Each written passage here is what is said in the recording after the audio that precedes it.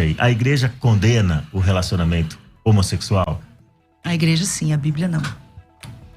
A igreja... Aliás, não. Eu fiz a pergunta errada. A Bíblia, tá vendo? É um nervosismo, César. Okay. A Bíblia condena o relacionamento homossexual? Não, a Bíblia condena relações homogenitais de caráter de culto pagão. Mas a Bíblia não trata da questão relacionada à orientação sexual do indivíduo. É óbvio que nós estamos falando aqui de um contexto dentro dos 66 livros que compõem a Bíblia protestante. Então a gente tem aí 3 versículos específicos que falam sobre esse assunto, né? 2 no Antigo Testamento e 1 no Novo Testamento. A gente tem inclusive uma expressão usada por Paulo, que é uma neologia que ele cria para falar sobre esse assunto, que remete às questões relacionadas aos 2 textos encontrados no livro de Levíticos. Então tudo parte realmente de uma questão de interpretação. Então, óbvio, se eu for fazer uma interpretação fundamentalista desses textos, eu não posso usá-los com essa visão e excluir a visão de usar dessa hermenêutica fundamentalística, desta exegese fundamentalista, somente para esse texto, mas eu preciso usar também para todo o contexto bíblico. E aí a gente vai abrir um leque de muitas outras situações que a gente precisa trazer para essa mentalidade fundamentalista, legalista, que rechaça essa questão relacionada à homossexualidade. Então tá bom. Então, do seu ponto de vista, tem uma questão hermenêutica, né? A questão de interpretação desses textos bíblicos que tratam do assunto. Então, para falar sobre hermenêutica, então tem um professor de hebraico aqui também. Então, César, pastor César, a mesma pergunta quero direcionar a você. A Bíblia condena relacionamento homossexual? Em primeiro lugar, Léo e os demais ouvintes, eu quero deixar muito claro nessa minha participação que todo cristão verdadeiro, todo crente bíblico, todo cristão autêntico, todo homem, toda mulher cheio de Deus, ele não vai perseguir, não vai ser uma pessoa que odeia um pecador vindo de qualquer tipo de pecado. Então, a primeira fala que eu quero deixar clara é essa, né? Não há um discurso de ódio da minha parte ou da parte dos cristãos que entendem ser bíblicos quando discordam desse tema, tá? Então não quero que... E se eu for interpretado assim, por favor, na mesma hora você fala, eu me senti ofendida e tal, eu não quero fazer isso em nível pessoal. Mas a pergunta é clara: a Bíblia condena o homossexualismo? Sim. A Bíblia condena a homossexualidade? Sim. A Bíblia condena 2 homens e 2 mulheres que fazem sexo entre si? Sim. A Bíblia condena textualmente, a Bíblia condena literalmente. Essa condenação começa nas páginas do Antigo Testamento, e a gente tem que entender que leis dadas aos judeus no Antigo Testamento são leis dadas aos judeus, não tem nada a ver com a gente. Algumas leis dadas aos judeus são repetidas no Novo Testamento. E se são repetidas no Novo Testamento como ordenança para a igreja, então nós também, agora, nesse momento, a gente também tem que obedecer. Então, se é uma lei dita por Jesus, se é um mandamento dito por Jesus, ou por um dos seus apóstolos, aqueles que ele mesmo escolheu, você, e você, a Bíblia diz que a igreja, ela está fundada na doutrina dos apóstolos. Então, se foi escrito por um apóstolo de Cristo, ou dito pelo próprio Cristo, então o que está colocado lá, não importa qual era o contexto, agora se traduz como ordenança para a igreja. Se traduz como ordenança para a igreja, que é o que acontece no caso desse tema, então sim, a Bíblia condena a prática homossexual, literalmente. Então a gente vem aí, são 2 interpretações, são 2 hermenêuticas diferentes, né? A hermenêutica dele aqui é a hermenêutica que você adjetivou como fundamentalista, que é uma hermenêutica clássica, né? O que o pastor César mencionou aqui, pastora Alana, foi a hermenêutica que a igreja tem adotado ao longo de 1900 anos, e aí essa hermenêutica passou a ser questionada mais seriamente a partir do século XX, provavelmente, e agora no século XXI ela tem sido bastante questionada com outras hermenêuticas, como uma hermenêutica inclusiva e uma hermenêutica chamada generosa também por alguns pastores que tratam do assunto. Mas vamos para essa questão hermenêutica propriamente dita. Posso só abrir um parênteses aqui rapidinho? É que o pastor usou a palavra homossexualismo, e essa palavra ela já não pode mais ser usada porque o sufixo ismo denota doença. Isso já foi erradicado, inclusive, dentro do conceito de psicologia mundial. Então, é errado você colocar a expressão homossexualismo, porque a homossexualidade não é uma doença. Embora a gente saiba que a igreja até hoje não decidiu o que a homossexualidade é. Porque tem linhas teológicas da igreja que diz que é doença, tem outras linhas que dizem que é demônio. Né? Então, dentro do conceito científico, o sufixo ismo não pode mais ser utilizado, porque não é mais considerado doença. Aliás, a gramática que envolve esse debate, como tantos outros debates, né? A gramática que envolve esse debate, ela está sempre mudando, né? Então a gente acaba... Em minha defesa, só quero dizer o seguinte, que essa compreensão, ela é uma compreensão do movimento homossexual ainda. Não me sentiria ofendido se você me chamar de alguém que pratica o cristianismo, por exemplo, tá certo? E acho que o hindu não se acha ofendido de ser chamado de alguém que pertence ao hinduísmo, e o islã que pertence ao islamismo. Essa compreensão é uma compreensão gramatical recente, nova, e que não teve da minha parte aqui nenhuma razão assim para ofensa pessoal. Não, mas se você não se sente ofendida, não, porque se você disser que é doença, que não é a minha abordagem, aí vai parecer que eu tô te chamando disso. Então não tô te chamando, tá? Então se você se sente melhor, ao invés de eu falar homossexualismo, homossexualidade, tá tudo bem pra mim. Mas o que a Bíblia condena é a prática de duas pessoas, duas mulheres que têm sexo entre si, dois homens que têm sexo entre si. Aí eu não sei exatamente o termo que você prefere, mas... Agora, a questão do ismo não está dentro de um conceito de sufismo, de sufixo. Está dentro de um conceito realmente científico. Eu não estou falando aqui de uma questão relacionada ao hinduísmo, cristianismo. Estou falando de um sufixo que é usado para denominar uma doença. Sim. Estou falando dentro de uma questão científica. Dentro de uma classificação você está falando, né? Então, dentro do jargão médico você está falando, do jargão científico e do jargão médico, né? Porque, de fato, como o pastor César mencionou, pastora, esse sufixo ismo, ele não vai denotar sempre uma doença, né? Ele, por exemplo, pode denotar uma escola de pensamento, no caso que ele descreveu aqui, uma religião e tudo mais. Mas vamos para as perguntas, já que a gente está mencionando aqui essa questão dos textos bíblicos e como a Bíblia trata do assunto, né? Eu achei interessante essa diferenciação que o pastor César fez, de chamar a atenção para a questão da conduta propriamente dito. A pastora mencionou aqui outra expressão, outro termo, que é o termo orientação. A gente sabe que essas duas palavras designam coisas diferentes. Orientação, hoje a gente está habituado a pensar nesse termo designando um desejo sexual, uma tentação sexual, uma inclinação sexual em favor de um determinado gênero, né? Então a gente chama isso de orientação. Orientação homossexual, orientação bissexual, orientação heterossexual.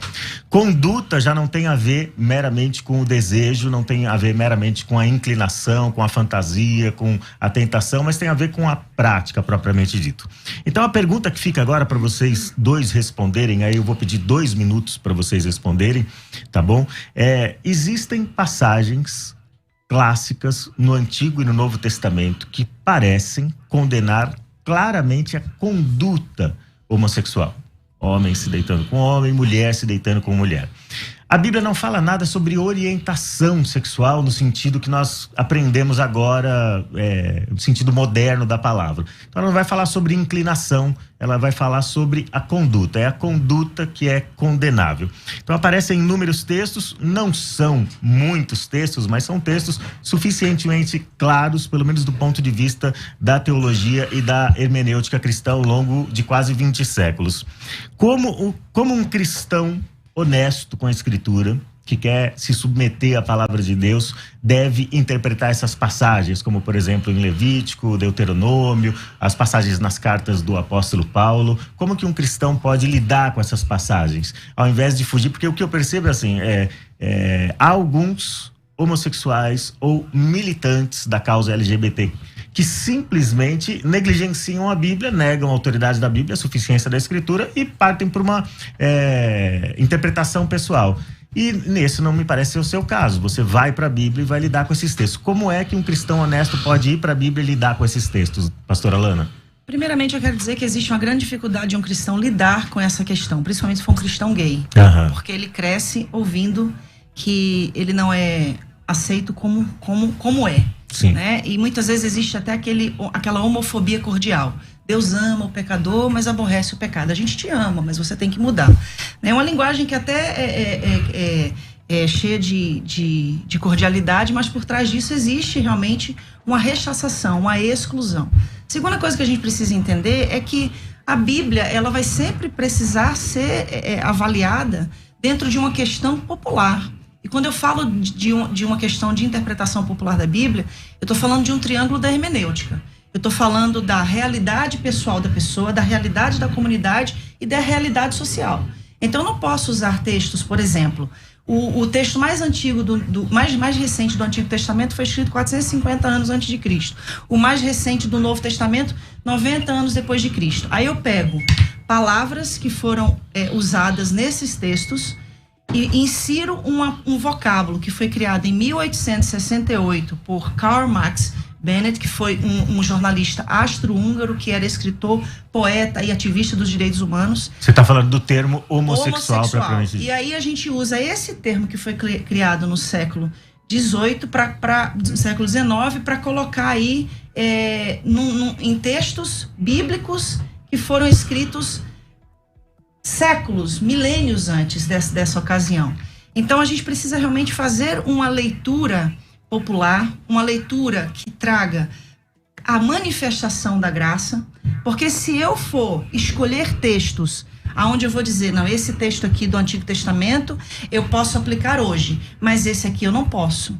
Então por que eu tenho que selecionar textos das Escrituras e dizer o que vale e o que não vale para o cristão da atualidade? E uma outra coisa que responde a sua pergunta pontualmente, nenhuma passagem bíblica condena a homossexualidade, o sexo entre pessoas iguais no conceito de orientação sexual, mas a Bíblia não fala sobre orientação sexual. Se a gente for falar do que a Bíblia não fala, existem muitos temas atuais que a Bíblia também não fala, mas a gente usa a palavra de Deus como a nossa bússola no conceito de princípios divinos. Então, o que eu estou querendo trazer aqui todas as vezes que a Bíblia fala, 2 vezes no Antigo Testamento e 1 vez no Novo Testamento, sobre relações homogenitais, inclusive somente no Novo Testamento é que se fala sobre relações homogenitais entre mulheres, que é o famoso texto de Romanos 1, 26 e 27. Então a gente vai entender que todo o contexto, ele fala de questões de cultos pagãos. Em Levíticos, o contexto está inserido dentro dos rituais egípcios e cananitas, de onde o povo veio e para onde o povo estava indo. Então, o problema da igreja em si é a gente querer pegar esses textos isolados, fazendo uma exegese e não uma exegese, dando uma interpretação de acordo com aquilo que a gente compreende. E nisso, não só dentro desse conceito, porque se a gente for falar sobre isso só dentro da questão da homossexualidade, a gente vai pecar contra fatores que são muito também relevantes, aos quais precisou se haver essa abertura de compreensão para se trazer uma luz de graça sobre determinados e N outros assuntos. Tá bom, pastora. Agora vou fazer a mesma pergunta para ele, né? Então ela mencionou aí que muitas vezes a gente faz uma exegese. Para quem está ouvindo aí não sabe a diferença entre exegese e exegese. Exegese é quando você extrai o significado ou depreende o significado do texto. Exegese é quando você impõe um significado espúrio ao texto. A Bíblia trata dessas questões claramente, pastor? E se a Bíblia trata, como que um cristão deve chegar para esses textos e que hermenêutica ele deve usar? Que interpretação ele deve dar para esses textos? Bom, sempre na pauta que eu falei no começo, com todo respeito pessoal que você merece, ela citou aí um jargão meio evangélico, né? Que Deus ama... Como é? Deus ama o pecador e aborrece o pecado. Beleza. Bom, o que a Bíblia diz, pessoal? Infelizmente, Deus não aceita ninguém como a pessoa é. Deus não aceita a mim como eu sou, Deus não aceita você como você é. Porque se Deus aceitar a gente como a gente é, não precisa de graça, não precisa de salvação, não precisa de mudança de vida, não precisa de conversão. Se Deus me aceita como eu sou, eu tô falando de todos, tá? Tô falando de todos e todas. Eu tô falando de mim, inclusive. Se Deus me aceita como eu sou, então não precisa de Cristo, não precisa de salvação, não precisa de redenção, não precisa de igreja, não precisa de batismo, não precisa de nada. Agora, a grande notícia da graça é que Deus não te aceita como você é, mas Ele te recebe como você está. E isso é para heterossexuais, isso é para homossexuais, tá para todos os seres humanos. Você está entendendo? A leitura bíblica, eu não sei exatamente, aí a gente pode tratar, e eu acho que o tempo é muito curto, mas a leitura bíblica, você enxerga, parece que 2 textos no Antigo e um no Novo Testamento, né? Para mim, um texto já é suficiente, mas tem muito mais do que esses 3 textos que tratam a respeito do tema, que desenvolvem esse tema.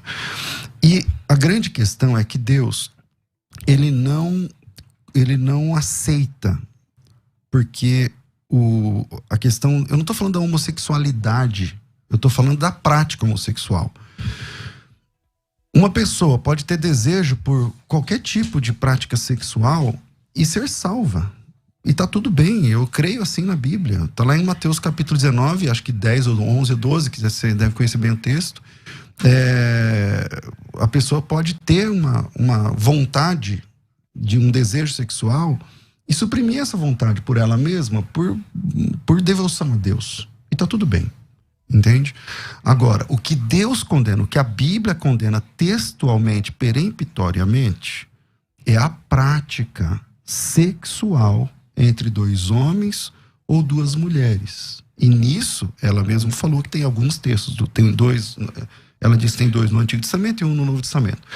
Esses próprios textos já não bastariam para resolver o problema, porque são 3 textos. Tá bom, quantos textos tem para fazer ceia?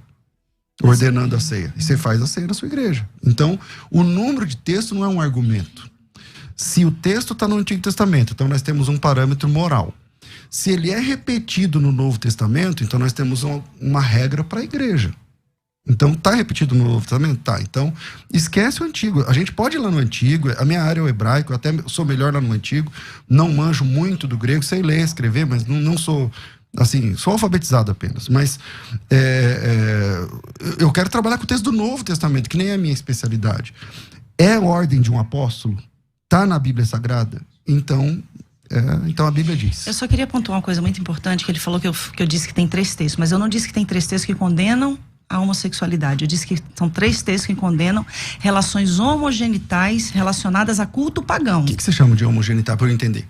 Atos homogenitais. Então, o que você chama de ato homogenital? De 2 homens, de 2 mulheres. Sexo entre iguais. Sim, relacionado a um culto pagão. Da mesma maneira que, se houver esse sexo heterossexual, heteronormativo, para um culto pagão, também vai ser condenável. Da mesma maneira. Então, o desafio é... Eu entendi. Você está dizendo que quando a Bíblia condena no Antigo Testamento, é porque tem, no bojo da condenação do sexo, tem a ver com um culto pagão. A prostituição cultural. A prostituição cultural. Legal. Independente do gênero. Mostra isso no texto.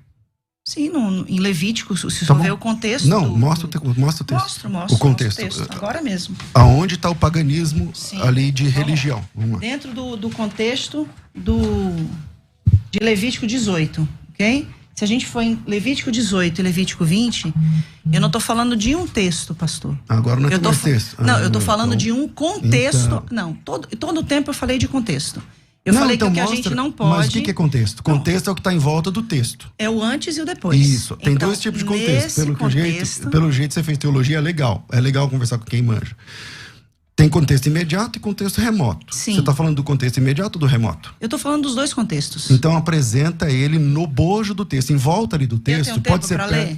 Para ler Levítico 18, para ler Levítico 20, porque eu vou ter que ler todo o contexto, porque nesse contexto não só fala da questão relacionada a atos homogenitais, fala da prostituição cultural. Então, tudo que está relacionado à prostituição cultural, seja entre heterossexuais, seja entre homossexuais, vai ser condenado. Então, agora é difícil mostrar isso no texto, né? Porque você sabe que essa é uma compreensão teológica sua, mas não textual. Não tem texto nem contexto. Então o senhor Você faz tem assim, uma interpretação de Levítico 18 dizendo o seguinte: aqui onde fala isso, é por causa disso, disso, disso. Aí eu respeito. Sim. Agora, se você disser assim, é por causa disso, disso, por causa desse texto, aí beleza, é só apresentar o texto. Porque o maior problema da gente hoje é a gente pegar esses textos isolados para condenar milhares de pessoas. Quando o senhor fala assim, Deus aceita a gente como a gente é. Sim, eu nunca neguei isso. Não sempre disse isso, não. Eu disse Sim. que Deus não aceita a gente como a gente é. Não, que Deus recebe a gente como nós somos como e nos leva. Estamos. Exatamente. Entendeu? Então, isso é óbvio. Isso a gente sabe. Agora, a pretensão é a gente dizer isso para um homossexual e falar que ele precisa sublimar a sua sexualidade. É o mesmo de eu chegar para o senhor e falar assim: não, Deus te ama assim como você é hétero, tá? Mas você não pode ter relações com uma mulher. Você não pode viver a sua sexualidade. Olana, pastora, é o seguinte. Esse exemplo que você está dando é um exemplo recorrente dentro da igreja cristã e dentro da fé cristã. Você se deparar com um cristão heterossexual, Sim. com impulsos pelo gênero oposto, e dizer para ele que ele precisa sublimar isso. Eu não diria sublimar, mas que ele precisa refrear seus impulsos para submeter a sua vida a Cristo, ao senhorio de Cristo. Então, o convite de Cristo para o discipulado é esse: negar a si mesmo, tomar a sua cruz diariamente e segui-lo. Então, o heterossexual também tem de refrear seus impulsos. Essa não é uma exigência imposta exclusivamente para o homossexual. Agora, essa questão de hermenêutica que vocês estão mencionando... Uma coisa é ele refrear os impulsos, outra coisa é ele ser impedido de exercer a sua sexualidade. Sim. De usufruir da sua sexualidade. Então, ambos são convidados a submeter a Cristo, certo? Sim. Então, ambos vão ter que apresentar alguma forma de renúncia. O mesmo evangelho para todos. Agora, quando você está lidando com esses textos de Levítico, pastora, o que você mencionou é o seguinte: esses textos estão relacionados à prostituição cultural porque eles são orientações para os hebreus que entraram na Terra Prometida e eles não devem se comportar como os pagãos. Correto. Então, é esse contexto geral, mais amplo aí, que você está usando. Em Romanos capítulo 1, como que vocês lidam com o texto de Romanos capítulo 1? Também há uma prostituição cultural aí? Totalmente. Paulo está falando da idolatria. Do início ao fim do capítulo 1 de Romanos. O contexto da sociedade romana era uma sociedade completamente idólatra. Paulo está falando porque eles deixaram de adorar a Deus. Paulo está enfatizando isso.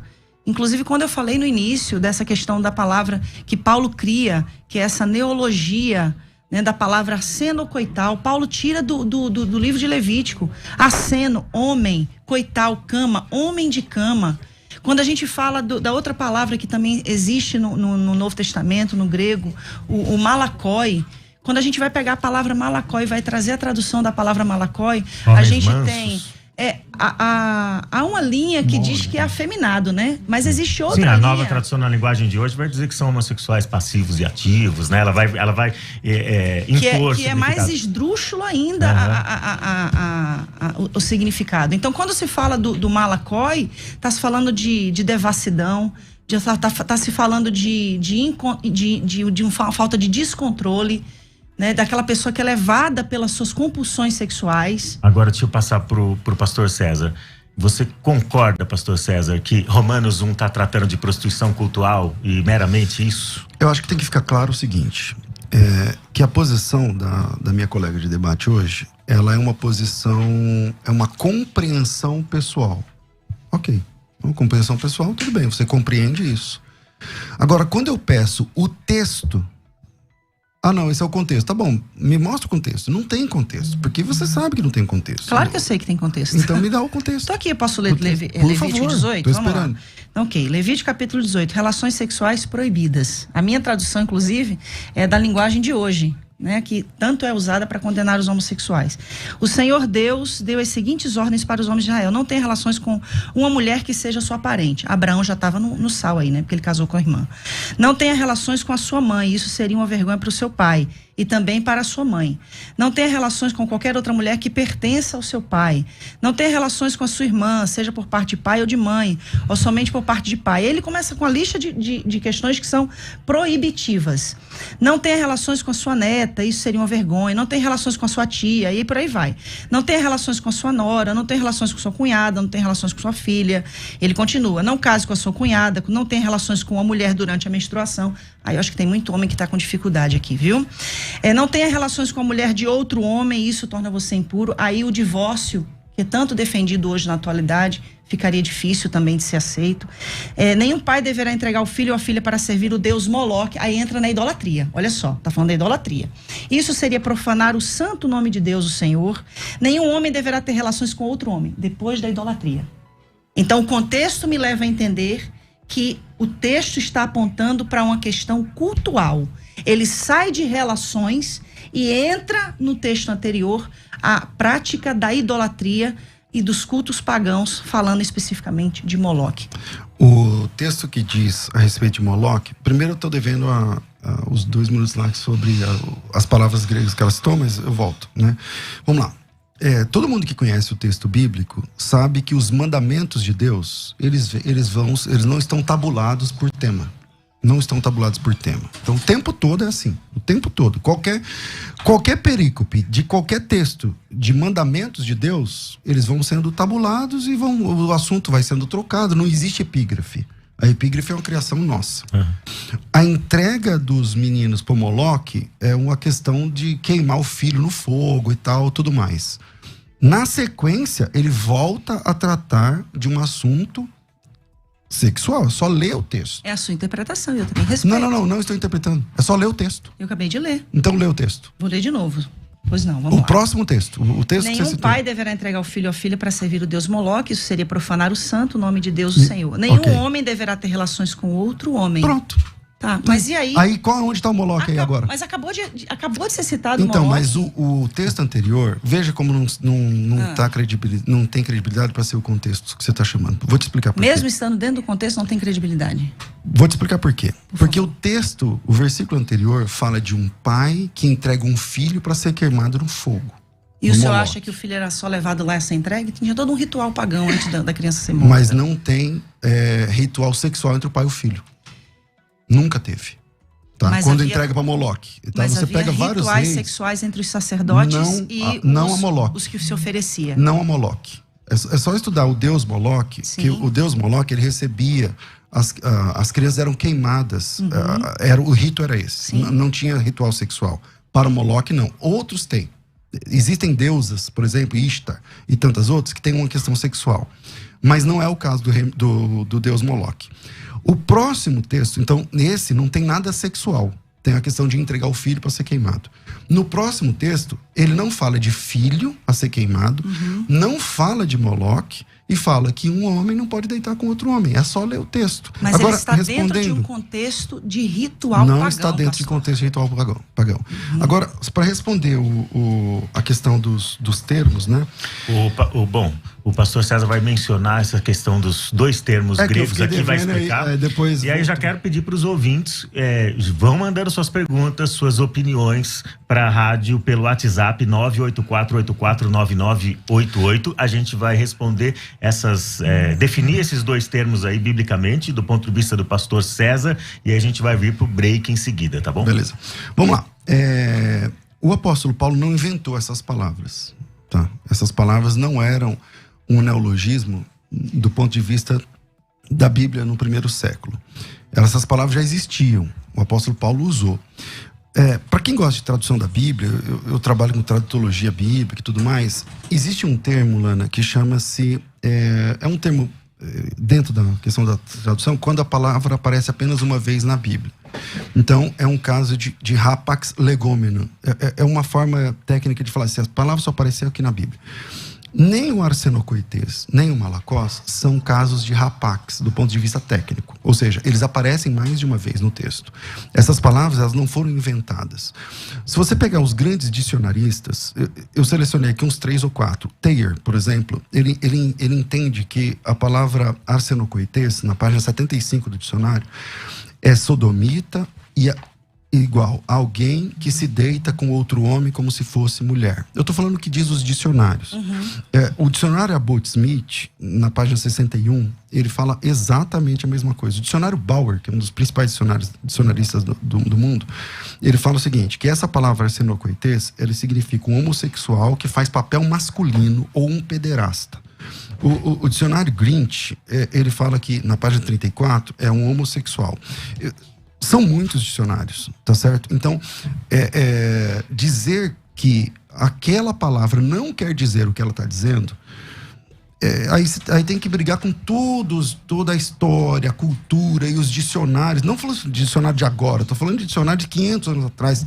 Enfim, essa era a compreensão. O apóstolo Paulo não inventou essa palavra, ele usou uma palavra corrente na época. É claro, você citou aí a origem da palavra homossexual. Sim. É uma palavra nova, não tem como ter a palavra homossexual nos textos, nos registros bíblicos. Assim como não tem como ter a palavra dinossauro, que tem 200 e poucos anos. Então, aí a grande, acho que é um grande desafio para quem traduz a Bíblia, é encontrar a palavra mais moderna para explicar aquela palavra que tá ficando mais, que ficou arcaico, antiga.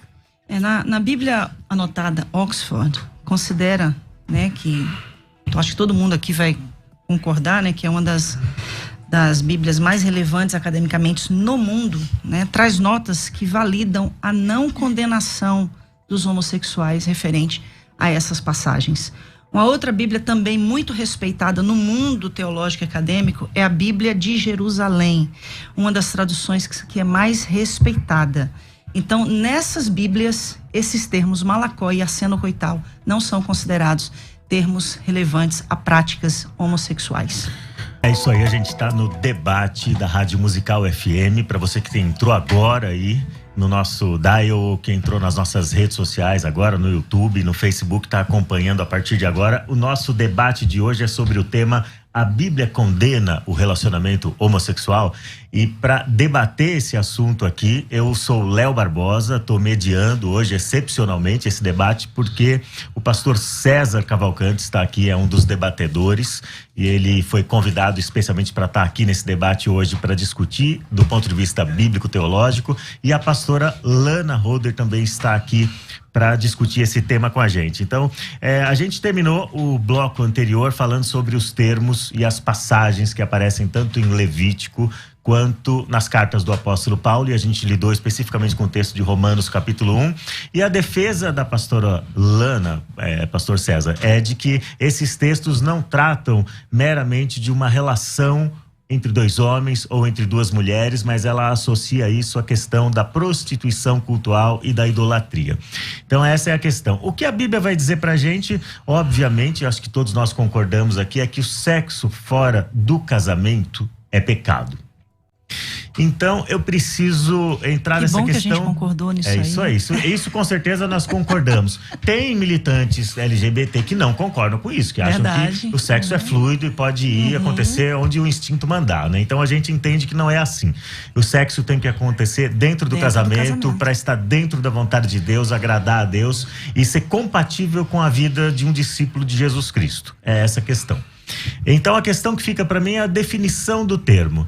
É certo que não existem tantos textos no Antigo e no Novo Testamento que vão dizer de maneira negativa explicitamente sobre a questão da homossexualidade, da prática homossexual. Como o pastor César mencionou aqui a questão da ceia, uma escassez ou uma suposta escassez de textos não é suficiente para a gente destruir o argumento. Pelo contrário, um texto sobre a ceia é suficiente para a gente praticar a ordenança ao longo de 2000 anos. Mas a questão é a seguinte: apesar de haver poucos textos no Antigo e no Novo Testamento que se referem a esse assunto da homossexualidade especificamente, o que a gente encontra no Antigo e no Novo Testamento é um padrão de casamento ou de relação sexual chamado heteronormativo, como se dizem por aí, né? Então a gente percebe isso no Antigo e no Novo Testamento, um padrão de uma relação entre um homem e uma mulher, uma relação monogâmica, uma relação heterossexual, uma relação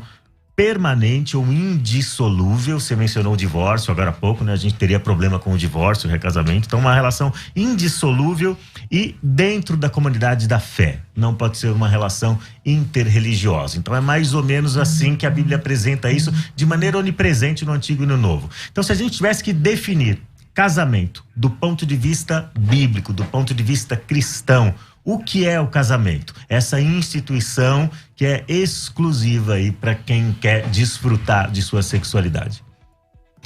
O casamento, dentro do contexto bíblico, né, liga duas pessoas. Se a gente for usar um padrão, se Adão e Eva for o padrão, então a gente vai ter que desconsiderar, inclusive, muitos casais heterossexuais, porque destoam desse padrão.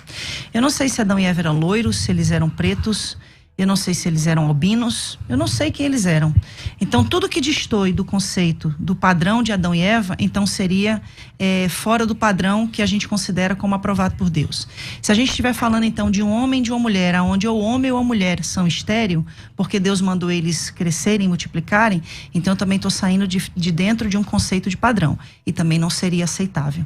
Então, como duas mulheres casadas, né, que graças a Deus nos deu esse privilégio, depois de muito lutar, né, em 2013 saiu a lei que possibilita o nosso casamento. A gente concorda que o casamento ele acontece a partir do momento em que duas pessoas se amam, se respeitam e estão dispostas a viver uma vida monogâmica, né, na fidelidade, na lealdade e dentro do conceito de fé das Sagradas Escrituras. Então, para mim, para Rosânia, o que nós ensinamos na nossa comunidade, que inclusive o sexo é permitido por Deus, sim, abençoado por Ele dentro da instituição do casamento. É o mesmo ensinamento que a gente aprendeu na Assembleia de Deus, né? A única coisa que destoa é a questão de aceitar-se os homossexuais, toda a comunidade LGBTQIA+, e o mais que tiver aí, que sejam recebidos, porque há essa questão da inclusão através da morte sacrificial de Cristo na cruz, porque ele veio para morrer por todos, e isso se inclui a todos, então inclui a nós. E quando Jesus fala em Mateus capítulo 19, como o próprio pastor César já trouxe aqui a citação, né, do casamento, e ele também fala ali dos eunucos, né? Então eu acredito muito sim que a palavra eunuco está se associando àqueles que destoam do que é comum, ou seja, aquilo que seria diferente. Pastor César, como que se define casamento do ponto de vista cristão, do ponto de vista bíblico? Do jeito que a Bíblia fala. Quando ela diz que eu não sei se o Adão e a Eva eram tipo loiros, não sei o que lá, tal, ou morenos, não sei o que, e se um loiro, se ele é loiro, ela é morena, não sei o que. Então, obviamente, né, os biotipos não importam. Eu não saber como era o Adão e a Eva não me dá direito de duvidar que é um homem e uma mulher. Entende? Não dá para fazer teologia, Lana, no silêncio das Escrituras, no que a Bíblia não diz. Então, por exemplo, lá em Romanos capítulo 1, que você que citou primeiro, diz assim, no versículo 18: porque do céu se manifesta a ira de Deus sobre toda a impiedade, injustiça dos homens que detêm a verdade em injustiça. Porquanto que de Deus se pode conhecer, neles se manifesta, porque Deus o manifestou. Porque as suas coisas invisíveis, desde a criação do mundo, tanto o seu eterno poder como a sua divindade, se entendem claramente e se veem pelas coisas que estão criadas, para que eles fiquem indesculpáveis. Não tem nada a ver com paganismo. Deus está falando para toda a humanidade.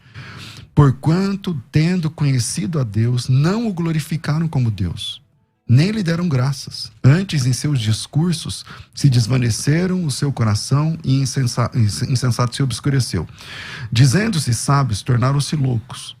E mudaram a glória de Deus, do Deus incorruptível, em semelhança à imagem do homem corruptível. Essa imagem é o que, pastor? Eu vou concluir o texto. Mudaram a imagem do Deus... do Deus... incorruptível, em semelhança de imagem do homem corruptível. Pelo que também Deus os entregou às concupiscências dos seus corações e à imundícia, para desonrarem em seus corpos entre si. Porque mudaram a verdade de Deus em mentira e honraram e serviram mais a criatura do que o Criador, que é bendito eternamente. Pelo que Deus os abandonou às paixões infames, porque até as suas mulheres mudaram o uso natural, contrário à natureza. E semelhantemente também os homens, deixando o uso natural da mulher, se inflamaram em sua sensualidade, uns para com os outros, homem com homem, cometendo torpeza e recebendo em si mesmos a recompensa que convinha no seu erro. Ele não está falando de nenhum tipo de religião pagã. Ele está dizendo o seguinte: você tirou a glória de Deus e preferiu a glória sua. Ao invés da imagem de Deus que Deus fez, você preferiu buscar os seus próprios deleites. O texto é o texto, entendeu? Então, não tem essa história de que isso aí é um culto pagão e tal. Infelizmente, Deus, ele não aprova o relacionamento entre homem com homem, mulher com mulher. Quando eu digo infelizmente, porque eu sei que essa é a luta de muita gente. E eu entendo que é uma luta grande. Mas a nossa natureza é caída. Então, o nosso coração, Jesus Cristo disse, lá em Mateus, que no nosso coração está cheio de adultério, de mentira, de engodo, de assassinato e tudo mais. Então eu não posso dar vazão à minha natureza e dizer assim, porque essa é a porta, Lana, essa é a porta que, se a igreja entender do jeito que você está querendo que a igreja entenda, vai abrir a porta para um monte de outras coisas que todo mundo vai ter que achar natural, e essa é a porta para... Eu não estou te acusando, por favor. Estou dizendo que isso pode ser a porta lá na frente para relações sexuais, inclusive com crianças. Por quê? Porque eu senti. Não, eu sinto, é honesto o meu sentimento. E eu não quero discutir o sentimento. A questão é que a Bíblia condena a prática. Se a Bíblia condena a prática, tem duas saídas. Ou você se atém ao que a Bíblia diz, ou você abandona o que a Bíblia diz. Agora vamos para as perguntas dos ouvintes. Eu preciso ler o mesmo texto que ele leu, só um pedacinho, tá bom? Eu vou usar a nova tradução da linguagem de hoje, que usa homossexual passivo e ativo, tá bom? Vamos lá. Eles sabem quem Deus é, Romanos 1:21. Mas não lhe dão a glória que ele merece. E não lhe são agradecidos. Pelo contrário, os seus pensamentos se tornaram tolos, e a sua mente vazia está coberta de escuridão. Eles dizem que são sábios, mas são tolos. Em vez de adorarem ao Deus imortal, adoram ídolos. Que são eles. Se parecem com seres humanos, ou com pássaros, ou com animais de quatro patas. Então, o senhor dizer para mim que nesse contexto não existe idolatria, o senhor está... Não, idolatria fora... É autolatria, né? É autolatria, não é contexto pagão. Mas é um contexto pagão, porque Roma era uma cidade pagã. Vários templos pagãos, inclusive a religião que predominava era a adoração à deusa Diana. Eu vou para um áudio, tá bom? Pra gente ver as perguntas dos ouvintes. Vamos sentir esse termômetro aí de como estão os ouvintes. A direção ali tá dizendo, não, vamos continuar debatendo, vamos continuar discutindo, pode ser? Então vamos lá, pastora, vamos continuar aqui então. Deixa o áudio pra lá, vamos continuar aqui. Eu acho que já não dá mais tempo. Uma pergunta que eu quero fazer então, para vocês dois. Aí eu quero direcionar uma pergunta para você, pastora, e direcionar uma pergunta especial para você, pastor. Então, vou começar com o pastor agora, porque eu comecei quase todas as perguntas com você. Então, deixa eu conversar com o pastor aqui. A pergunta que eu queria fazer para ti: quais são os maiores desafios, pastor, de pastorear o coração de alguém que luta com impulsos homossexuais ou que sente que tem uma orientação homossexual? E aproveitar com essa pergunta você já pastoreou alguém nessas circunstâncias, nessa condição? Tá, essa pergunta vai ser a mesma para ela? Não. Ah, tá. Mas se você quiser responder primeiro, fica à vontade. Porque às vezes, acho que ela queria falar mais coisas. Se você quiser, fica à vontade. A única coisa que eu quero ressaltar aqui é como é desesperador para quem faz parte da comunidade LGBTQIA+, ver que a igreja associa a homossexualidade com a pedofilia. Como eu já vi, por exemplo, pastores renomados dizerem que se liberar hoje o sexo entre iguais, vai ter que liberar o sexo com animais. Então são comparações esdrúxulas, principalmente que se eu pegar os índices de pedófilos que estão presos, a maioria, quer dizer, uma grande maioria são heterossexuais e não homossexuais. Então a gente precisa dar um norte nesse assunto, levando que a questão da homossexualidade não tem nada a ver com caráter. Assim como o fato de alguém ser hétero não significa que ele tenha um caráter ilibado. Da mesma forma como uma pessoa ser homossexual não significa que ela tenha um caráter desajustado. Eu concordo com isso, tá? Não tô dizendo que você ou coisa... Eu não aliei você à pedofilia, eu tive esse cuidado. Mas o que eu tô dizendo é o seguinte...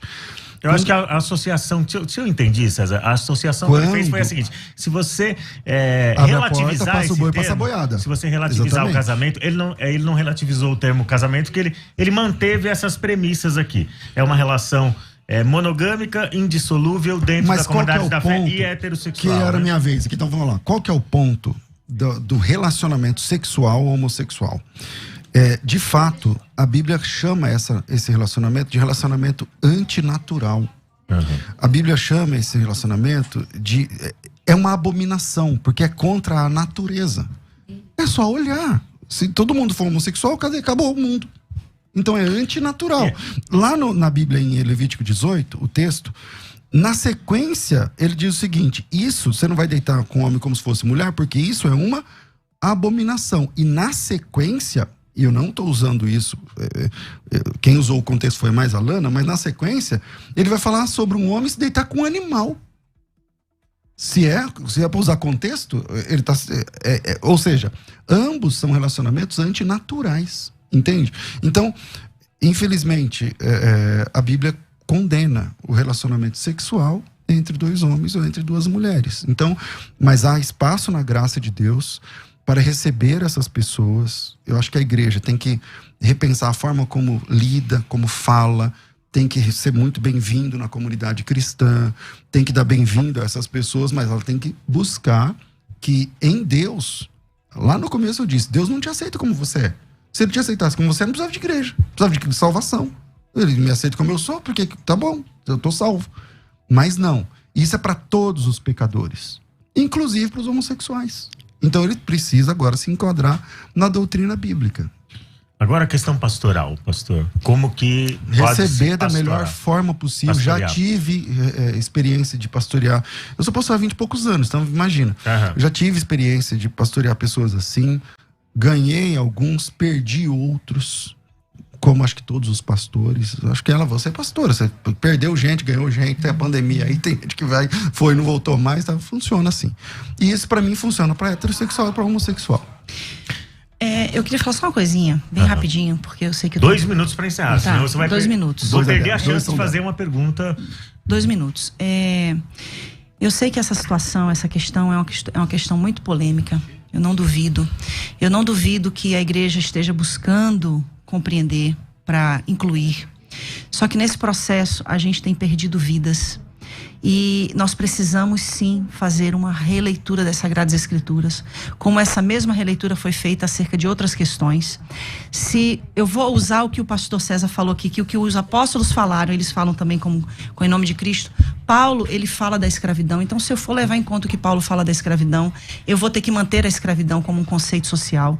Então, eu preciso realmente fazer uma releitura das Escrituras como um todo, pastor. E eu não estou aqui num lugar de alguém que é homossexual, defendendo os homossexuais. Eu estou aqui no lugar de uma alma que entende, não com uma resposta somente provinda das Sagradas Escrituras, que é a minha base de fé e prática. Minha base de fé e prática. Os 4 anos que eu vivi em conflitos e todos esses anos pastoreando pessoas que chegam ali desesperadas, que inclusive de cada 5 pessoas que se suicidam hoje, 3 são homossexuais dentro dentro da realidade da igreja. Então, assim, a gente está falando de uma questão que vai além de uma exegese, além de um hermenêutico, fala de eternidade. Nós precisamos ser movidos por compaixão, movidos por misericórdia. Se a gente usar esse critério que a gente está usando para falar da homossexualidade dentro do contexto da Bíblia, nós vamos ter que usar esse critério para falar de outros N contextos e mudar a igreja acerca de N questões. Agora eu preciso fazer uma pergunta. Faça, por favor. Você ficou muito conhecida no meio evangélico depois da sua conversão. Seu testemunho de conversão, um testemunho maravilhoso, sim, né? Que envolve inúmeras questões. E aí você, nesse testemunho que você sempre compartilhou, você mencionava o fato de você se perceber liberta. Eu não vi você usar esse termo curada, não sei se você usava esse termo também, mas você se apresentava ser liberta de questões como as drogas, o álcool, o próprio tráfico, né? E a questão da homossexualidade. Então você enfatizava bastante isso, seu testemunho era bastante relevante, bastante pertinente, justamente por causa dessas questões, né? Não só da homossexualidade. Mas a pergunta que eu tenho para fazer para você estava enganada nessa época? Você estava enganada? Eu estava tentando desesperadamente. Porque eu aprendi que a minha sexualidade me levaria para o inferno. E eu amo a Deus e eu não quero ir para o inferno. Então, se aquilo me condicionava a uma eternidade longe de Deus, eu estava disposta a mudar. Fosse o que fosse preciso fazer, inclusive me casar. E quando Paulo fala, inclusive, da questão antinatural, é aquela questão de você se deitar com um homem é antinatural para você. Você se deitar com um homem é antinatural para você. Eu me deitar com um homem é antinatural para mim. Então, eu buscava desesperadamente por uma mudança. Jesus fala que o que contamina não é o que entra, é o que sai, né? Então, eu buscava, através das palavras, determinar uma cura para minha vida.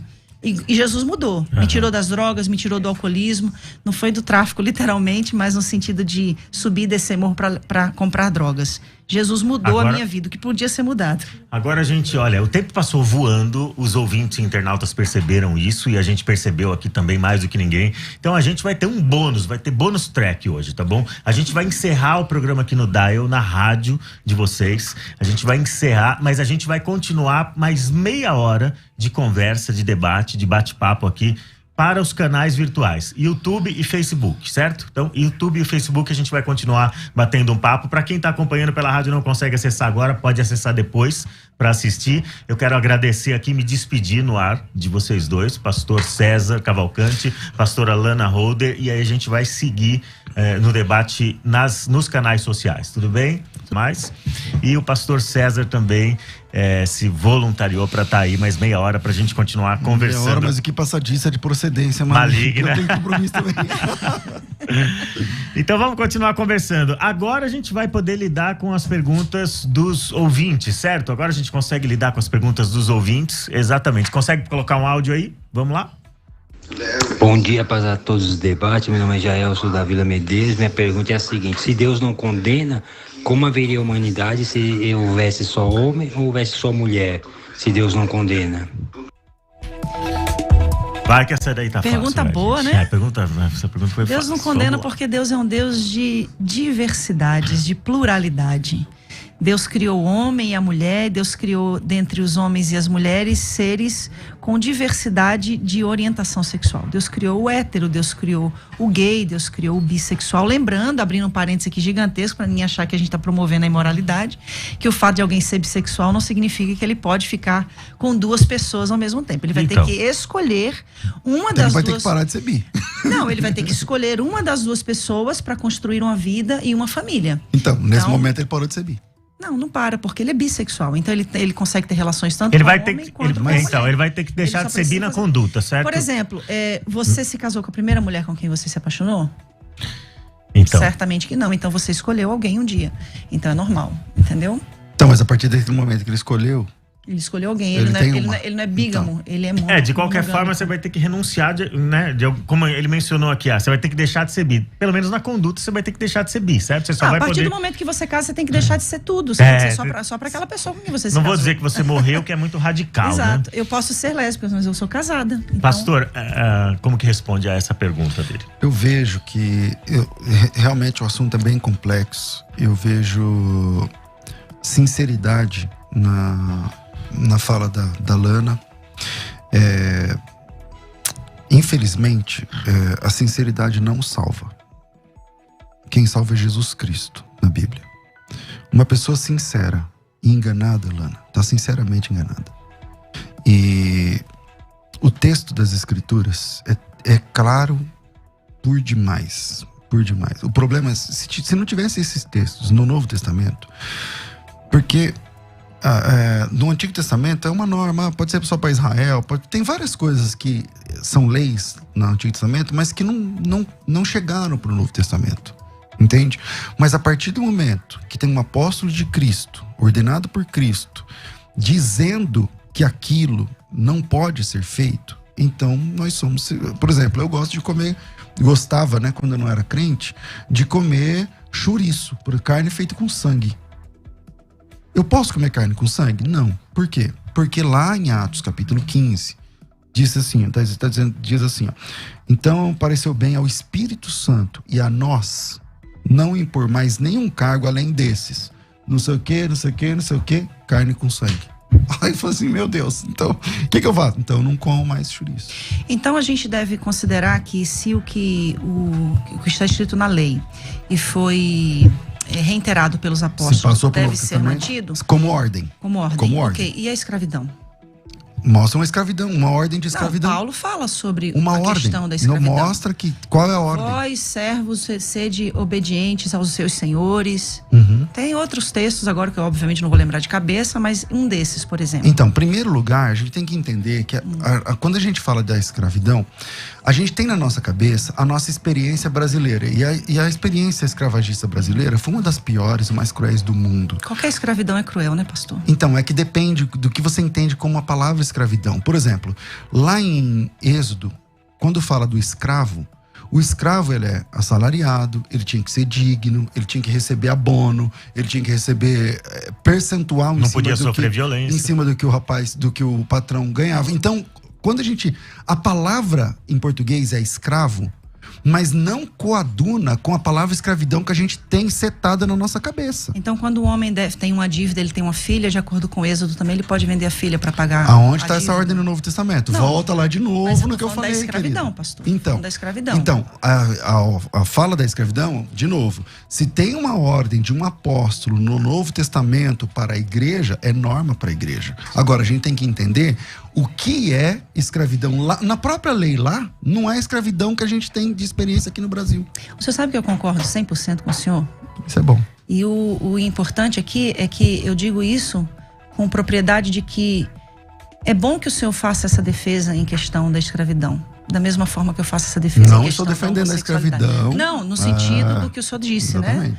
Então, da mesma forma como eu também faço a minha defesa na questão da interpretação acerca da questão da homossexualidade que a igreja usa para condenar os homossexuais. O que a Bíblia condena, a palavra sodomita, ela foi relacionada aos homossexuais a partir de 1000 anos depois de Cristo, através de São Tomás de Aquino. Antes disso, ela não era um termo relevante para os homossexuais. Ela era um termo usado somente para denotar imoralidade. Fosse de um homem homossexual, fosse de um homem heterossexual. Então, essa palavra passa a ser associada ao homossexual através da teologia provinda de São Tomás de Aquino. Então, assim, a gente precisa entender que a Bíblia passa por toda uma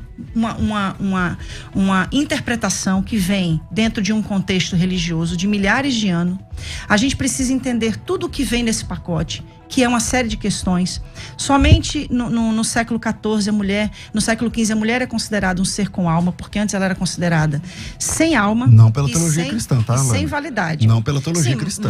Mas da mesma forma. E nem pelo texto sagrado. É porque vocês estão usando a teologia cristã para falar dessa questão relacionada aos homossexuais. E eu estou trazendo a questão da teologia inclusiva. Não, mas Tomás de Aquino é teologia cristã. Sim. Então vamos lá. Se eu te apresentar um texto mais antigo do que o ano 1000, Tomás de Aquino acho que é 1200, né? 1100 e pouco. 1100 e pouquinho, aham. Se eu te apresentar um texto onde sodomia é junto com pecado de homossexualismo, tá bom pra você? Homossexualidade, tá bom pra você? Pastor, a partir do momento que eu entendo que a palavra sodomita, ela foi utilizada para fazer menção a atos homossexuais, para mim não tá bom. Porque para mim a palavra sodomia... Então o que você faz com o texto de Judas? A palavra... Ali fala de ir após a carne, você tá falando dos anjos. Não, lê o texto. Né? Sim, eu leio, eu conheço o texto. Eu posso ver na sua? Porque Pode, essa minha versão ela é da década de 40. Sim, eu fica podia à ter vontade. trazido uma Bíblia mais moderna. Eu quero aproveitar, já que vocês estão mencionando o termo sodomita, houve uma interpretação errada. Qual foi o pecado de Sodoma? Nossa, essa pergunta é boa, hein? Peraí, deixa eu só ler então o que eu... Vamos aproveitar Judas para discutir isso. O que eu falei aqui, que é o seguinte, ó. Versículo... Eu acho que ela conhece o texto, né? Lembre-se dos anjos que não ficaram dentro dos limites da sua própria autoridade, mas abandonaram o lugar onde moravam. Eles estão amarrados a correntes eternas. Que versão é essa aqui? É a nova linguagem certo. De hoje. Eles estão amarrados em correntes eternas, embaixo na escuridão, onde Deus os está entregando para o juízo daquele grande dia, que serão condenados. Lembrem-se dos moradores de Sodoma e Gomorra e das cidades circunvizinhas. Uhum. Sodoma está aqui no meio. Ok. Que agiram como aqueles e cometeram imoralidades e pecados sexuais. Uhum. Dizer que quem aliou a sodomia, o pecado de Sodoma, ao pecado de homossexualismo foi Tomás de Aquino. Homossexualidade. Desculpa de novo. A prática homossexual, tudo bem. A prática homossexual, dizer que foi o Tomás de Aquino no século XII, então faltou ler esse texto, porque o texto diz que o pecado de Sodoma e cometeram imoralidades sexuais e sofrem, enfim, tal. Na Bíblia, o texto grego fala sobre também a questão homossexual e antinatural, né? A ideia é essa. Então, isso já desclassifica a ideia de que quem inventou essa história foi o Tomás de Aquino. Aí porque esse texto é do primeiro século. Eu não sei o senhor, mas eu tenho muita humildade em dizer que eu pouco tenho essa profundidade, né, de grego e de hebraico. E aí eu tenho que recorrer a quem realmente entende do assunto. Eu estou diante aqui de alguém que tem Não, em grego não é muito minha área, né? Mas tudo bem. E aí eu vou sempre recorrer a teólogos que vão me dar essas respostas, tá? E aqui tá dizendo que o real significado, de acordo com a Bíblia de Jerusalém, que foi a Bíblia que eu já citei aqui hoje, essa questão indo após outra carne, tá falando no sentido referente a seres de natureza semelhante, que é na ocasião de Gênesis 6, quando diz que os homens se casaram, que as mulheres se casaram com os filhos dos homens, que no caso ali estava falando dos anjos ou dos filhos de Deus, se uniram aos filhos dos homens. Então, essa interpretação também pode fazer, de acordo com a Bíblia de Jerusalém, tá? Não estou usando as minhas palavras aqui. Uhum. A interpretação também pode fazer referência às práticas pagãs, como ritos orgiásticos e o bestialismo. Então, dentro dessas questões, a gente vai sempre esbarrar, pastor César. Tomando como base a Bíblia de Jerusalém, lembra que um tempo atrás eu falei da palavra rapax legomena, que é uma palavra que aparece só um texto, uma vez na Bíblia? Pois é, Judas é um caso desse. Então, toda vez que aparece um caso de rapax numa tradução bíblica, é um caso muito difícil de resolver. Porque imagina que aparece uma palavra que só aparece ali. Então você... como que a gente faz? Você precisa ir para outros textos. Uma boa exegese. Você pega a mesma palavra e fala, vamos ver essa palavra empregada em outros textos para buscar o sentido real da palavra. E a palavra ali, que aparece o caso de rapax, é o versículo 5. A palavra grega oiketerium. Então, o versículo 5, eu não estou lendo Judas, que eu estava lendo na Bíblia dela, mas eu vou tentar pegar aqui. Em Judas, capítulo 1, versículo 5, ele diz o seguinte... peraí, mais um minutinho, nada nessa mão, aqui, versículo 6, desculpa, eu falei 5, mas é o 6. E aos anjos que não guardaram o seu, aí aparece a palavra oiketerium, do grego. Algumas versões vão dizer estado original, a sua acho que fala habitação, veja que tem diferença de habitação para estado original. O que é o oiketerium no dicionário? Parece que, levando em conta, e ela tá certa, quando cita Gênesis 6, ali os anjos, eles deixaram a sua natureza angelical e se inflamaram com mulheres. Então são naturezas diferentes. Anjo com mulheres. É um problema isso. Entende? Aí no próximo versículo fala assim, ó, assim como Sodoma e Gomorra e cidades circunvizinhas, que havendo se corrompido igual aqueles anjos, e o que os anjos fizeram? Levando em consideração a própria Bíblia que ela citou, Jerusalém. Antinatural. O caminho antinatural, o sexo entre duas naturezas que não eram compatíveis do ponto de vista de Deus. Aí ele diz o seguinte, assim como Sodoma e Gomorra, cidades circunvizinhas, havendo se entregado à prostituição como aqueles anjos, seguindo após outra carne. O outra carne é o sarque heteros, né? Uma carne diferente daquela, no contexto sexual. Mas eu estou citando esse texto, a gente pode até ficar fazendo exegese aqui, mas a questão é, não foi Tomás de Aquino, não foi no século XII, que começou a ter o link entre sodomia e pecado sexual. Não foi. Não foi. Está na Bíblia esse link. Esse link está na Bíblia no Antigo Testamento. Esse link está na Bíblia no Novo Testamento. Tomás de Aquino apenas é um dos que citou, mas muito antes de Tomás de Aquino, Ana, se você quiser depois dar uma estudada, muito antes de Tomás de Aquino, os pais da igreja sempre associaram sodomia com pecado sexual. Imoralidade. Imoralidade Não sexual. homossexualidade. Diferente. Imoralidade sexual, homossexual também. Quando a gente usa essa fala, pastor, a gente está dizendo que a imoralidade é algo somente inerente ao homossexual. Como se o heterossexual não pudesse Então, ser por favor, imoral. não estou usando isso. Então, mas é isso que eu estou dizendo. Não estou usando isso. Essa é a interpretação que A se dá. imoralidade Foi também é essa homossexualismo compreensão que também, São mas Tomás é deu, muito entendeu? mais. Como se a imoralidade fosse algo inerente do homossexual. Quando o senhor fala sobre a homossexualidade vista na Bíblia como algo abominável, eu queria te fazer uma pergunta. Qual é o pecado evidente que levou o povo de Israel, o povo de Judá para o cativeiro? Qual é o pecado, a base do pecado? O cativeiro babilônico? Sim. Idolatria. Idolatria, ok. Então vamos lá. Ezequiel capítulo 16, tá? Versículo 48. Jerusalém, juro pela minha vida, diz o Senhor, que a sua irmã Sodoma e os povoados que ficaram ao seu redor nunca pecaram tanto quanto você e os seus povoados. Sodoma e suas filhas eram orgulhosas, porque tinha muita comida e viviam no conforto sem fazer nada. Porém, não cuidaram dos pobres e dos necessitados. O profeta Ezequiel está dizendo que o pecado de Sodoma e Gomorra não foi a homossexualidade, como se diz. Está dizendo que o pior pecado foi o pecado de Jerusalém, pior do que o pecado de Sodoma e Gomorra.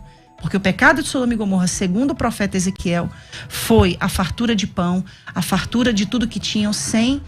Foi a injustiça social. A injustiça social. A condenação dos Exatamente. profetas no Antigo A Testamento, ela injustiça sempre social. se dá com base nessa tríade. A injustiça, a idolatria e a imoralidade. Exato. E como o pastor César menciona, a imoralidade também abrange a questão da relação homossexual. Bom texto. Posso comentar? Pode. Eu queria te fazer uma outra pergunta. Depois... Então, Anota aí pra você não esquecer. uma é Ezequiel 16. Anota aí pra você não esquecer. É 16 o quê? É 16, a partir do 48. Vai. Quando o senhor fala antinatural, eu queria fazer uma pergunta. Deus age de forma antinatural? Deus é o único ser livre, ele faz o que ele quiser, Lana. Parafizim, no grego, né? Deus age Deus de faz forma... o que ele quiser. Sim, Deus age de forma antinatural? Age. Esse antinatural que a gente está se referindo, enfatizando tanto aqui, fala exatamente da questão da natureza do ser. Pastor, desesperadamente buscando a tal cura gay e a tal libertação gay, eu me casei com um homem. Eu tive 2 filhos, perdi o primeiro filho com aborto natural, tive um segundo filho, buscando desesperadamente essa cura ou essa tal libertação, me submetendo a uma relação heterossexual por acreditar que me impor aquilo mudaria a minha natureza, porque a minha natureza deveria ser heterossexual. Então, assim, o que nós precisamos fazer, e aqui eu tô falando, não é como uma pastora, é como uma alma. Como uma alma que recebe ali na igreja todos os dias pessoas desesperadas. Você acha honesto você falar isso que você tá falando? Por exemplo. Em que sentido? Vou te explicar. Você acha honesto você dizer assim, ó, eu desesperadamente, eu tô te entendendo como alma, tá? Sim. Eu desesperadamente, buscando uma cura gay, me submeti a um casamento. Você foi obrigado a casar, Lana? Alguém pôs uma arma na sua cabeça? Alguém falou pra você assim, vou concluir a pergunta. Alguém falou assim, ó, só tem um jeito de você se libertar. É casando. É tendo um relacionamento sexual, é transando com um homem.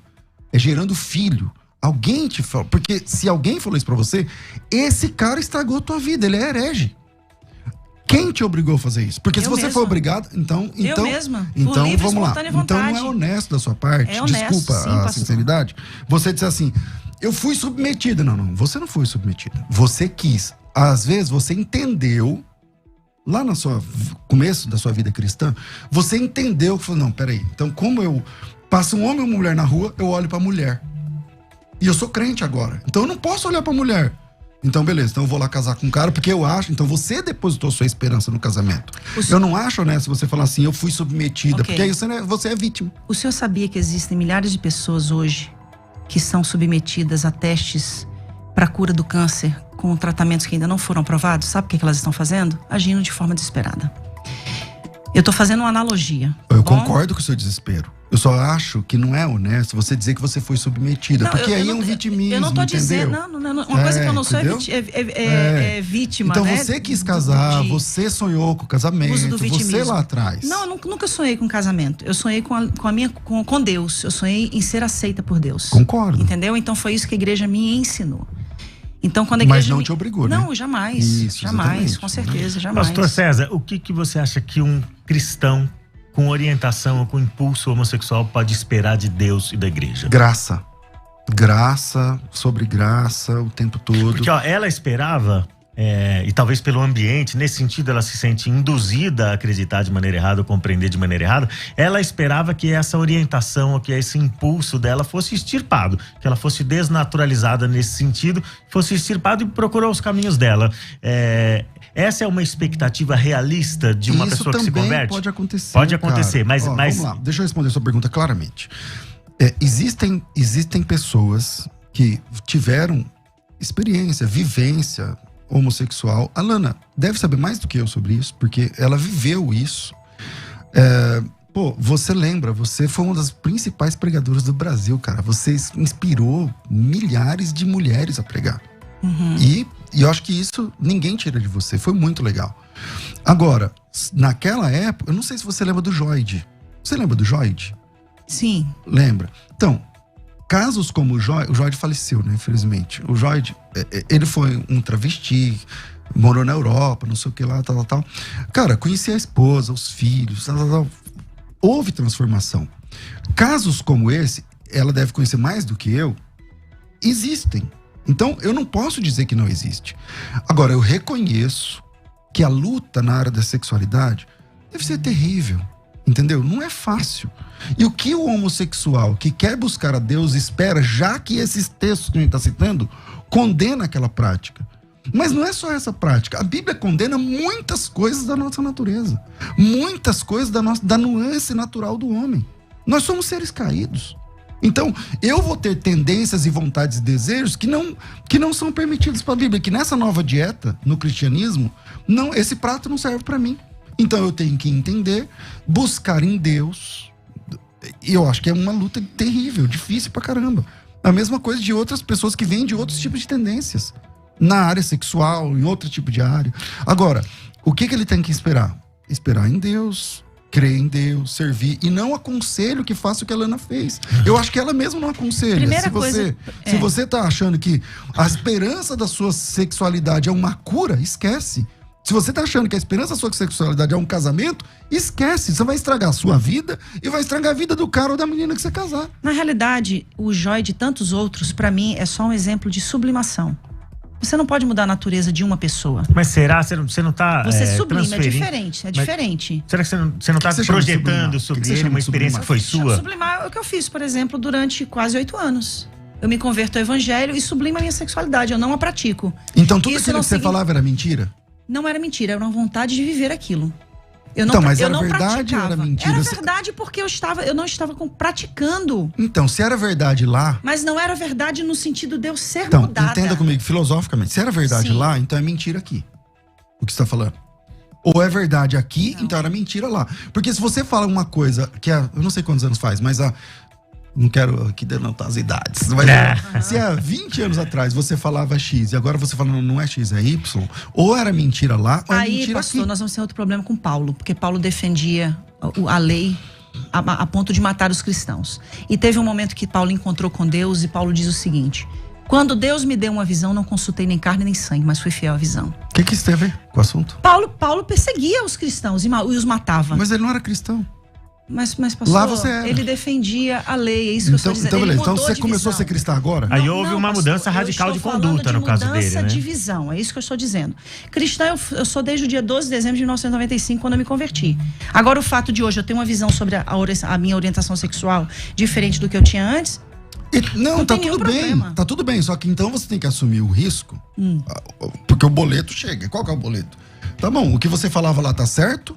Ou o que você fala agora tá certo? Porque você falava coisas diferentes. O que você falava em 90 e poucos que você falou, não é o que você tá falando agora. Então, ou é mentira aqui, ou era mentira lá. É que você ficou... Simples. Lana, pastora, você ficou com dó de falar que você estava enganada. Porque as 2 vezes que eu perguntei pra você se você estava enganada, você falou, não, eu acreditava desesperadamente. Isso. Mas se eu acredito desesperadamente, ou por causa de pressão do grupo, ou por causa de um anseio, de uma expectativa meu, não deixa de ser um engano, a melhor pessoa pra falar né? sobre isso sou eu mesma, Claro. tá bom? Então vamos lá. Vocês falam dentro de uma perspectiva externa. Eu falo dentro de uma perspectiva interna, ok? Então, tudo que eu fiz, não foi só o casamento. Foi cura interior, foi libertação, foram longos processos de jejum, foram subidas ao monte. Ministério foi chamado. Ministério não tem nada a ver com a minha sexualidade, né? Então, assim, quando eu venho a um casamento, vivo a maternidade, tudo isso eu vivo nessa busca, como tantas outras situações pelas quais eu me predispus a fazer, não fui obrigada a nada. Eu me predispus porque eu cresci dentro de um contexto onde eu fui ensinada que o fato de eu ser quem eu era ia me levar ao inferno. Eu amo a Deus e não quero ir ao inferno, então faria tudo o que fosse necessário para mudar, como fiz. Naquele contexto era a minha verdade. Ok? No grego, quando a gente pega lá João capítulo 1, versículo 1, quando João fala do verbo, essa palavra verbo está lá, davar. Davar fala de verdade e realidade. Naquela época, era a minha verdade, a minha realidade. Era a minha realidade. Hoje, a minha verdade e a minha realidade é compreender que eu nasci assim e eu louvo a Deus por nascer assim.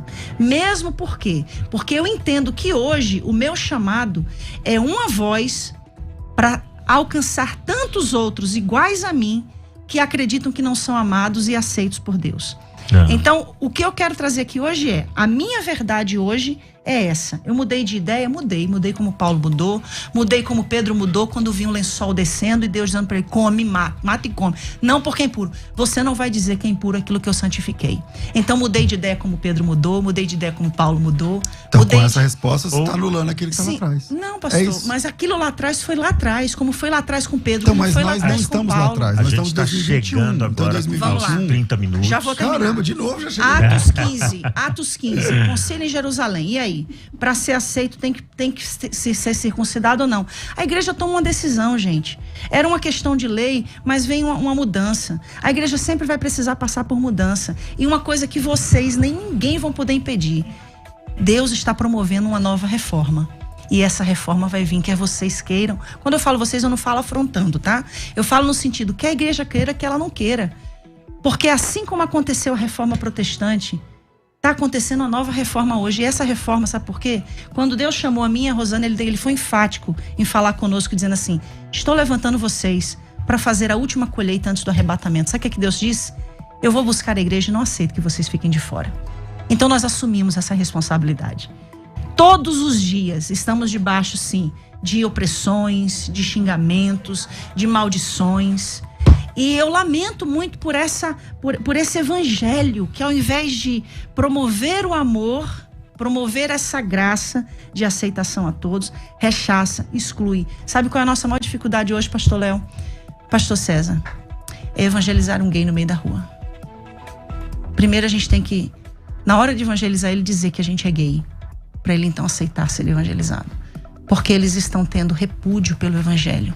Porque a linguagem que é pregada é uma linguagem de violência, é uma linguagem de exclusão, de marginalização. Então, nós assumimos um lugar que eu estou disposta a morrer nele, se for necessário, para que outras pessoas sejam alcançadas e milhares de vidas sejam salvas. A minha primeira fala, Léo, eu vou voltar nela lá atrás, né? Lana, você se sentiu, da minha parte... Não, pastor, jamais, de forma alguma. Algum discurso de violência ou coisa do gênero? Jamais, jamais. Porque... Inclusive, quero dizer que gostei muito do senhor pessoalmente. Então, a questão é a seguinte, cara. O cristão verdadeiro, ele vai enxergar um homossexual como uma alma, como qualquer outra, vindo do pecado como qualquer outra, como todo mundo. Deus, ele não aceita a gente como a gente é. Gente, isso é evangelho. Isso é evangelho. Concordo. Entendeu? Mas ele recebe todo mundo do jeito que tiver. Ele então, não aceita a gente como a gente é. Mas ele recebe. Mas recebe. Ele mas recebe aceitou você. a sua sexualidade?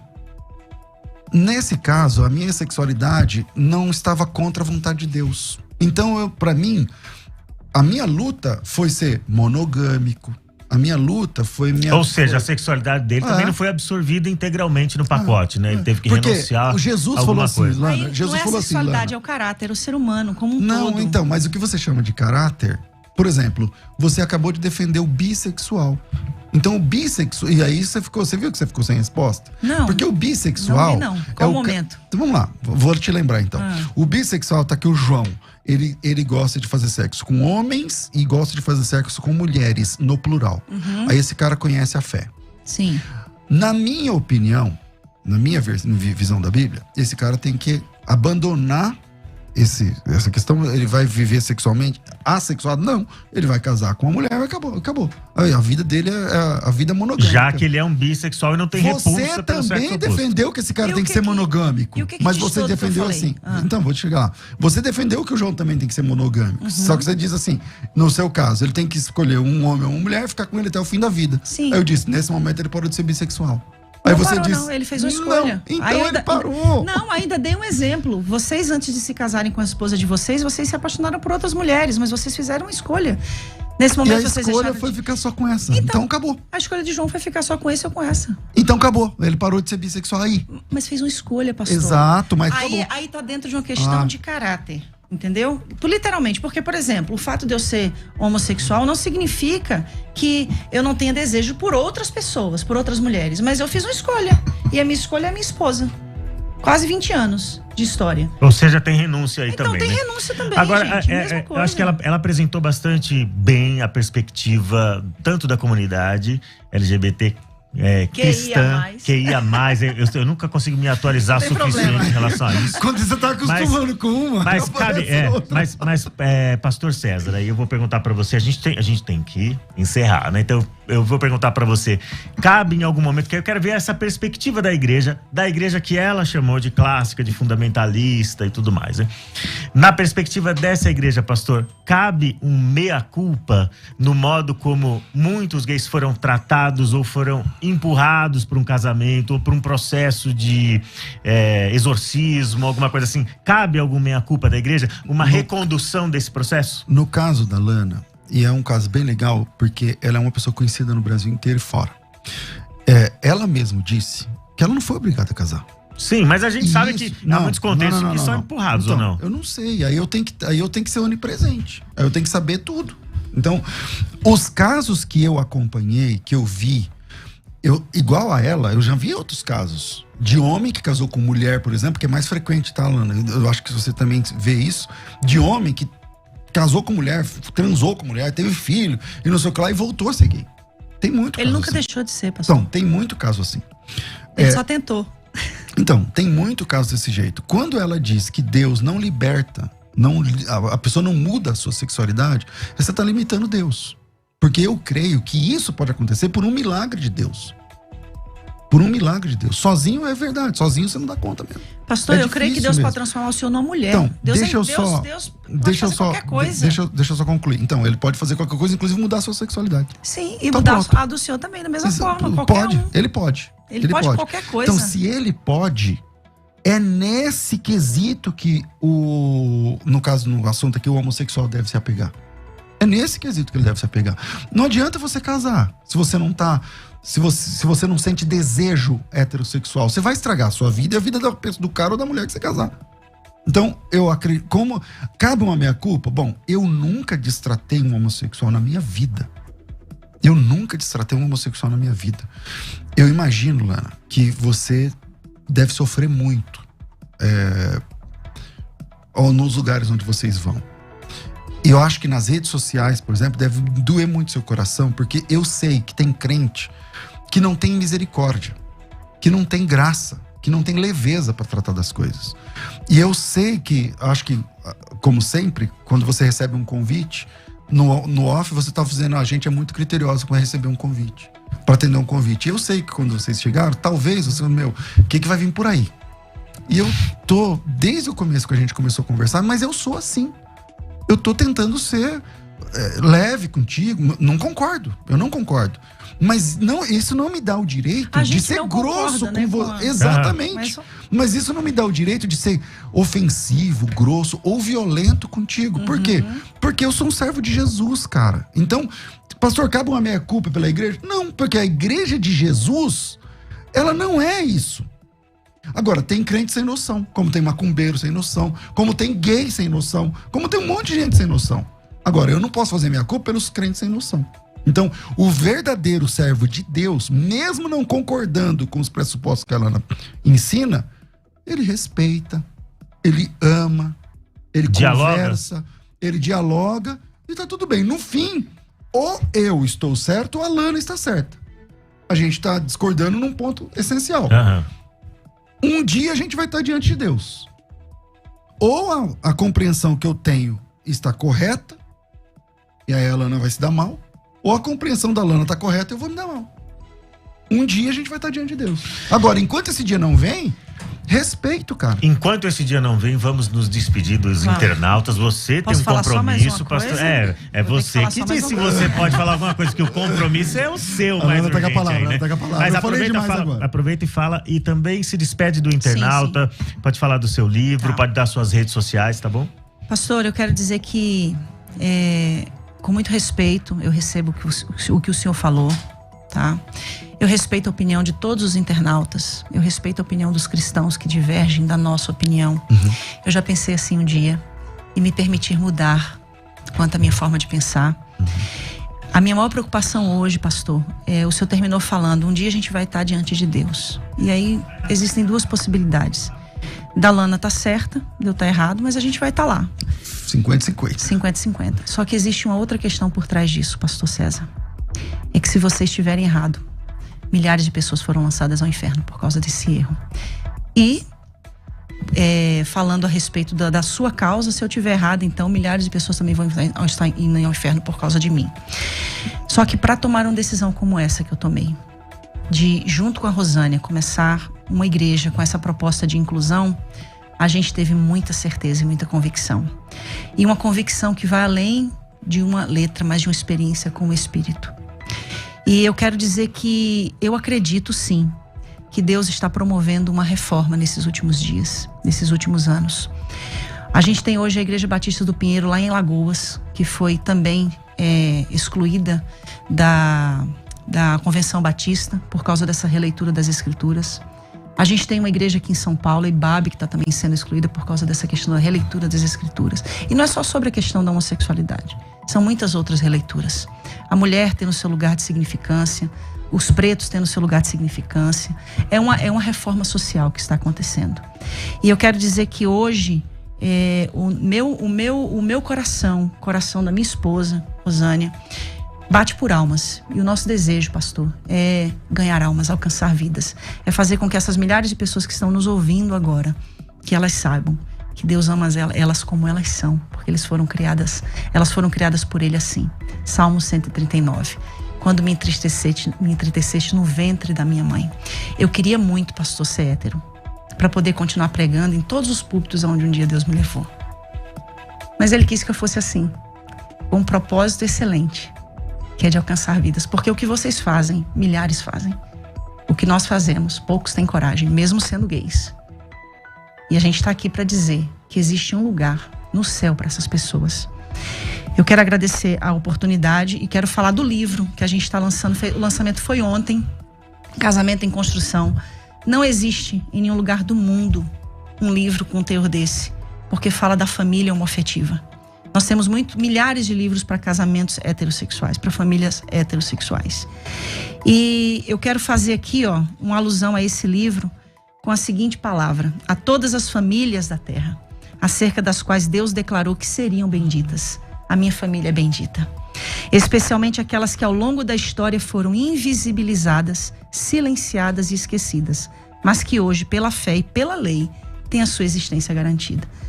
É só um direito de existir, um direito de ser e um direito de alcançar essa graça, ao qual a Bíblia diz que é para todos e ao qual Pedro termina dizendo: reconheço, pois, que Deus não faz acepção de pessoas. Amém? Muito obrigado, amém. Muito obrigado, Lana. Obrigado por participar desse debate, por se dispor a vir conversar sobre esse assunto que é tão delicado e que te expõe bastante, né? Muito obrigado. E agora, pastor, se despeça também aí, suas considerações finais aí, se despeça dos nossos internautas. Obrigado. Desde o começo estou aqui cheio de dedos, né? Para ver se eu não quero ser desrespeitoso, não quero ser lá. Mas foi um papo interessante, vi sinceridade, né, um coração sincero, e é muito legal a gente conversar baseado na sinceridade. Eu imagino o sofrimento e meu coração está com essas pessoas que sofrem. Eu acho que o papel da igreja é essa missão de evangelizar homossexuais. Eu acho que é papel da igreja, sim. A igreja tem que receber essas pessoas, acolher essas pessoas, pregando o evangelho que transforma homens. Assim como pessoas, assim como todas as pessoas, é a missão da igreja. Deus abençoe. Léo, desculpa alguma coisa, Lana, se eu te desrespeitei em algum momento, me perdoa, não foi essa a minha intenção. Fique em paz, tá tudo ok. E Deus ama os héteros também, viu? Fique em Ele paz. falou que viu sinceridade em você diversas vezes aqui. Você viu sinceridade também no pastor? Sim. Então tá ótimo. Tamo junto, gente. Inclusive, quero convidar vocês um dia a irem assistir, participar de um culto na Cidade Refúgio. Não pregar, né? Pregar, a palavra é palavra. Gente, deixa eu agradecer a todos os internautas que ficaram até agora aqui assistindo mais essa meia hora de conversa com a gente. Eu espero que vocês tenham compreendido essa missão dessa rádio de levar discussões que são relevantes, que são pertinentes e que são bíblicas, porque elas estão presentes, como os dois pastores aqui mencionaram, elas estão presentes nas escrituras, e por isso que a gente as aborda sempre de maneira honesta, com aquilo que a gente acredita, com a melhor interpretação que a gente pode oferecer, com as ferramentas, com o instrumental que a gente tem, tá bom? Então, Deus abençoe a vida de vocês, compartilhem aí o link, continuem fazendo esse debate alcançar mais gente, tá bom? Muito obrigado aos convidados, obrigado internautas, e até mais. Amém. É nóis.